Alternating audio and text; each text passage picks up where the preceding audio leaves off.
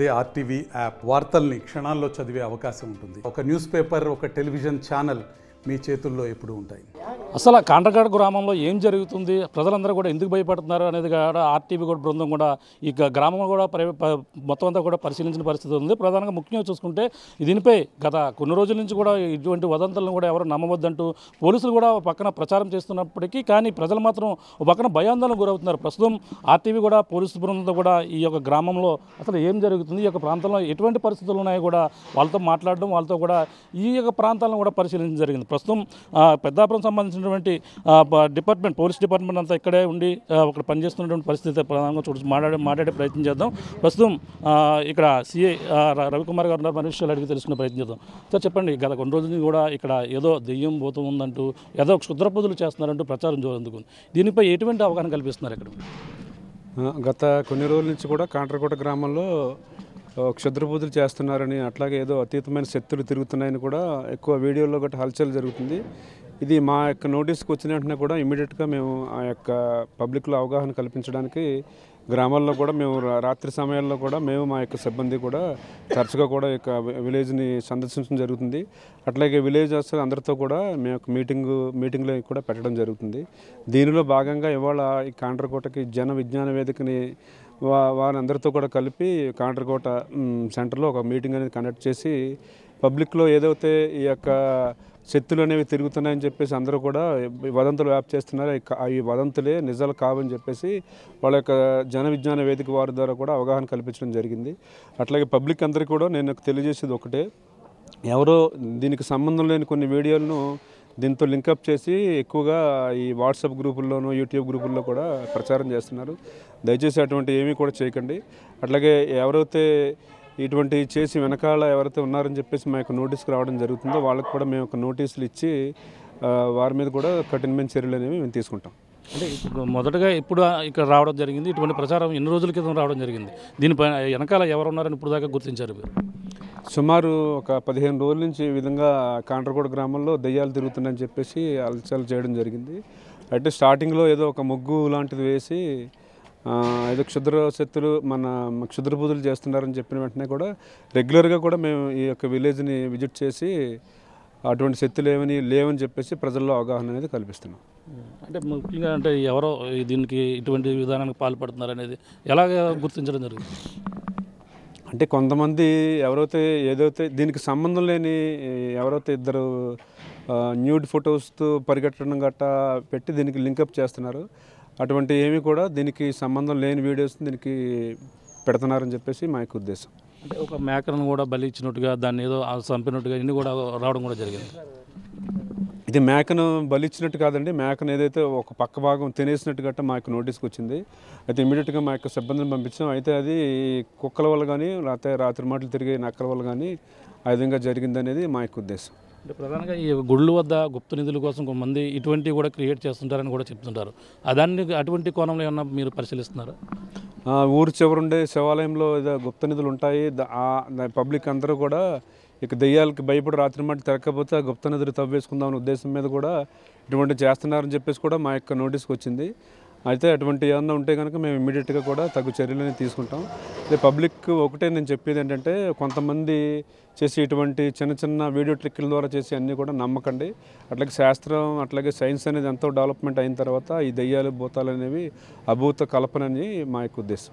అంటే మొదటిసారిగా చూసినట్టు ప్రాంతాన్ని వాళ్ళు ఎవరైతే చెప్పిన వాళ్ళందరూ కూడా పూర్తిగా విచారించారండి మీరు? ఎవరైతే మేము దెయ్యాలను చూసామని చెప్పారో వాళ్ళందరితో కూడా మేము మాట్లాడడం జరిగింది.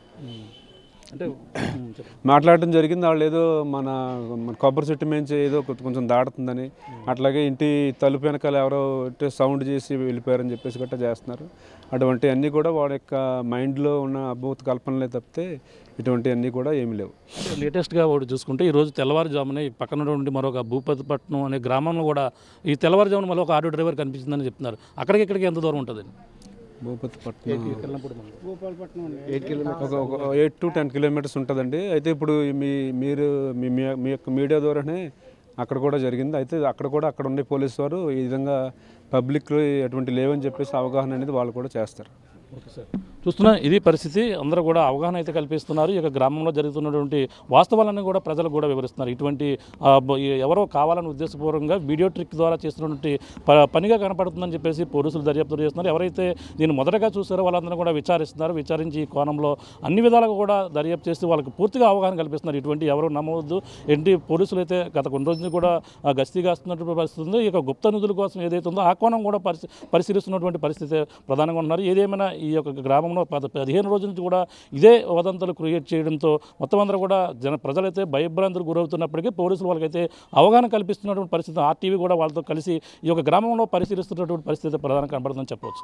కాండ్రకాట గ్రామంలో ప్రధానంగా ఈ గత కొన్ని రోజుల నుంచి దెయ్యం వదంతులపై కూడా జనమంతా కూడా భయభ్రాంతులకు గురవుతున్న నేపథ్యంలో అధికారులు కూడా అప్రమత్తం అవుతున్నారు. అలాగే పోలీసులు కావచ్చు వాళ్ళందరూ కూడా ఇక్కడ అవగాహన కల్పిస్తున్నారు. దాంతోపాటు ముఖ్యంగా జన విజ్ఞాన వేదికకు సంబంధించిన వారు అందరూ కూడా ఇక్కడ చేరుకుని ఈ యొక్క కాండ్రకాట గ్రామంలోనే ప్రధానంగా ఏంటి దీనిపై ఏ విధంగా ఉన్నాయి, అలాగే వచ్చినటువంటి అపోహలు ఏంటి, అసలు ప్రధానంగా ఏం జరిగిందనే విషయమే పూర్తిగా క్షుణ్ణంగా పరిశీలిస్తున్న పరిస్థితి ఉంది. ప్రస్తుతం జన విజ్ఞాన వేదికకు సంబంధించినటువంటి జిల్లా అధ్యక్షులు ప్రసాద్ గారు ఉన్నారు. మరిన్ని విషయాలు అడిగి తెలుసుకునే ప్రయత్నం చేద్దాం. చెప్పండి, ఈ యొక్క దెయ్యం ఉదంతులు కావచ్చు, ఇక్కడ క్షుద్ర పూజలు కావచ్చు, ఈ ఉదంతం మీద ఇక్కడ ఎటువంటి అవగాహన మీరు కల్పిస్తున్నారు? సార్, నా పేరు కేఎంఆర్ ప్రసాద్, జన విజ్ఞాన వేదిక జిల్లా అధ్యక్షుడిని. ఇక్కడ కాండ్రకోటలో గత 4 రోజులుగా దెయ్యాలు తిరుగుతున్నాయనే ఒక వదంతి బాగా వ్యాప్తిలో ఉంది. దీనిలో భాగంగా పాఠశాలకి మొదటి రోజు 100 మంది మాత్రమే పిల్లలు వచ్చారు, 600కి. తర్వాత రెండవ రోజు 200 వచ్చారు. ఈవేళ 450 మంది పిల్లలు వచ్చారు. ఇంకో విషయం ఏంటంటే ఇక్కడ ఉన్న దెయ్యం ఈ కెర్లంపూడి మండలంలో వేరే చోటకి వెళ్ళిపోయింది. అక్కడ ఒక ఆటో డ్రైవర్ కనిపించిందని. దెయ్యాలు, భూతాలు, చేతపళ్ళు ఏమీ లేవు. చేతపళ్ళు చేసి వాళ్ళు నిజంగా మార్చేస్తే డబ్బుల కోసం వాళ్ళు చేతపళ్ళు చేయక్కర్లేదు, వాళ్ళు సృష్టించవచ్చు. మన చాలామంది మోలీ వాళ్ళు ఏం చేస్తూ ఉంటారంటే ఇలాగ 100 రూపాయలు, 200, 1000 రూపాయల నోట్లు తీస్తూ ఉంటారు, 500 నోట్లు.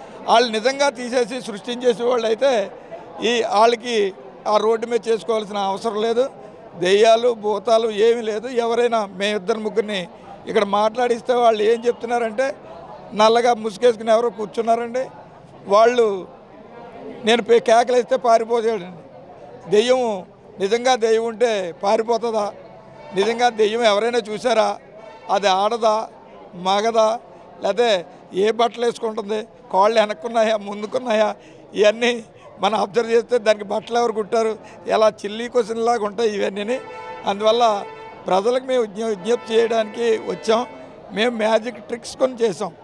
చేతుల్లో మంట చూడటం, ఆరతి కర్పూరం నోట్లో మింగటం కానీ, ఈ సైంటిఫిక్ బజ్జీల నూనెలోంచి చేత్తో తీయడం కానీ, లేకపోతే సబ్బు నీరులో మనం లిక్విడ్ గ్యాస్ని పంపు చేసి మంటలు వెలిగించడం కానీ, లేకపోతే మన బుడగలో ఈనో ట్యాబ్లెట్ ఈనో వేసి నీళ్లు వేస్తే పెద్దగా పెరగడం కానీ, ఇవన్నీ కూడా మా మెజిషియన్లు చేశారు.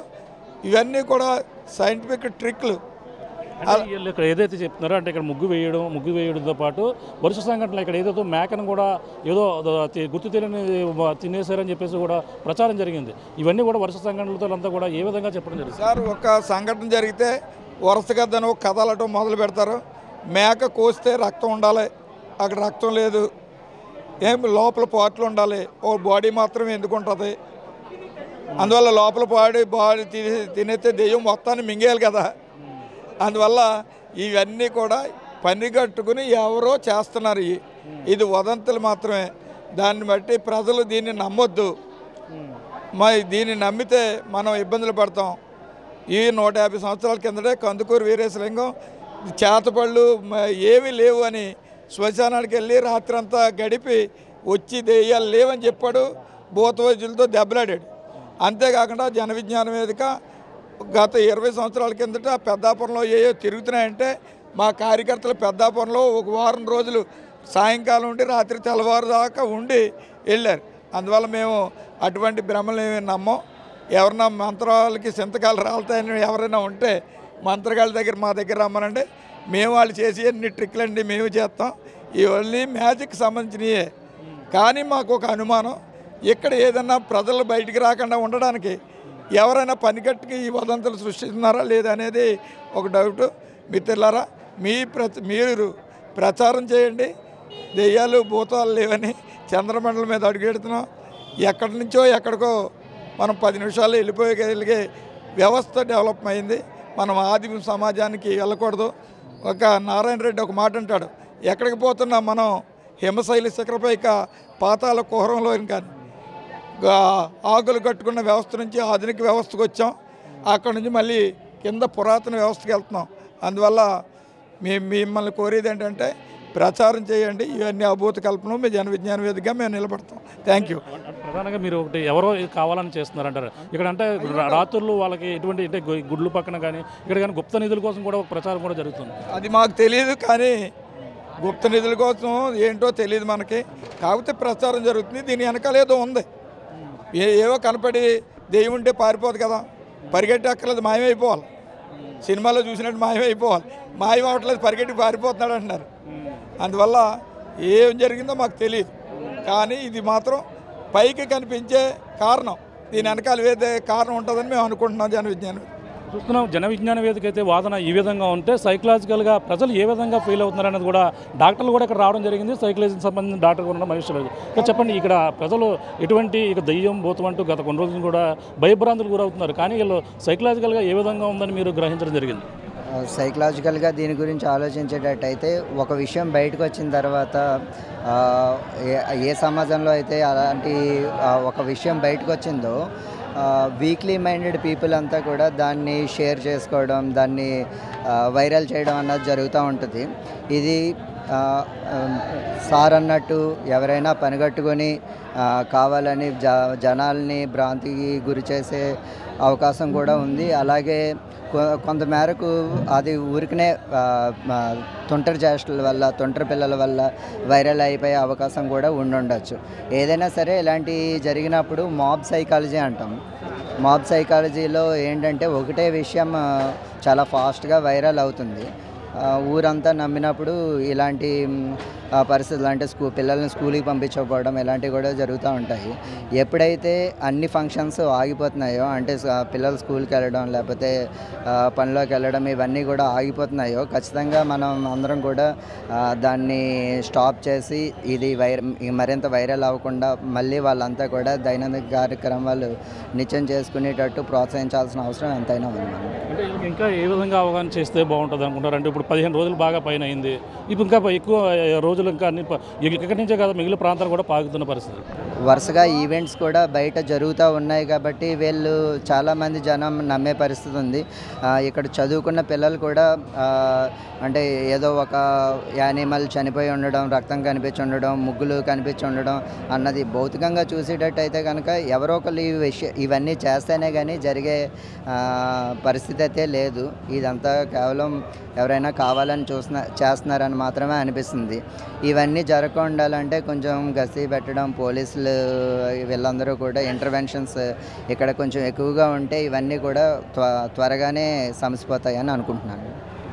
చూస్తున్నాం ఇది పరిస్థితి. ఇక్కడ జరుగుతున్నటువంటి పరిస్థితిపై పూర్తిగా జన విజ్ఞాన వేదిక కావచ్చు, సైకలాజీ కావచ్చు, పోలీసులు కూడా వీళ్ళందరూ కూడా గ్రామస్తులుగా అవగాహన కల్పిస్తున్నారు. ఎవరో ఉద్దేశపూర్వకంగా చేస్తున్నటువంటి పరిణామాలుగా కదా కనపడుతున్నాయని చెప్పవచ్చు. ప్రధానంగా చూసుకుంటే ఇక్కడ జరుగుతున్నటువంటి ఈ కాండ్రకోట గ్రామంలో 15 రోజులుగా ఇదే పరిస్థితి. అందరూ కూడా భయభ్రాంతులు గురవుతున్నారు. ఒక ఊరు నుంచి మరొక ఊరు ఈ దయ్యం షిఫ్ట్ అవ్వబడుతుందని మరొక ప్రచారం కూడా గత కొన్ని రోజుల నుంచి 2 రోజుల నుంచి కూడా జరుగుతున్న నేపథ్యంలో ఇటువంటి కూడా అపోహలు ఇటువంటి నమ్మవద్దు.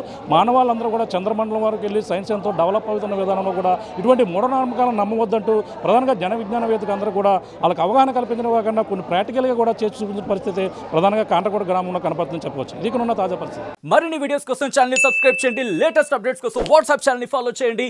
అండ్ లింక్ డిస్క్రిప్షన్ లో ఉంది.